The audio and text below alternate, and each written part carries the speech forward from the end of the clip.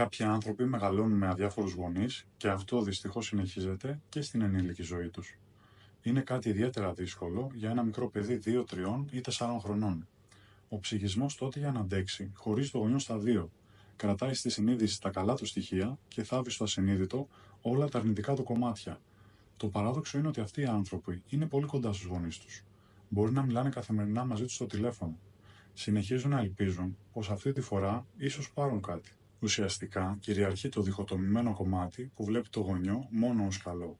Το κακό κομμάτι μένει εξορισμένο στα βάθη της ψυχής τους. Όμως η αλήθεια είναι διαφορετική.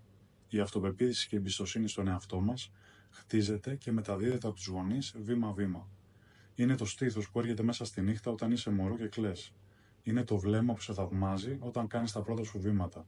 Είναι η παρουσία στην παιδική χαρά όταν απομακρύνεσαι, αλλά ξέρεις πως κάποιος σε προσέχει.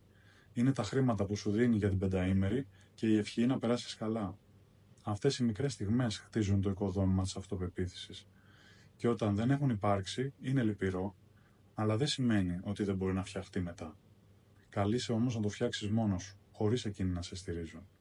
Η δουλειά σου είναι να ενώσεις τα διχοτομημένα κομμάτια, να δεις τους γονείς σου όπως πραγματικά είναι, να πονέσεις γι' αυτό και να βρεις τη δύναμη να προχωρήσεις.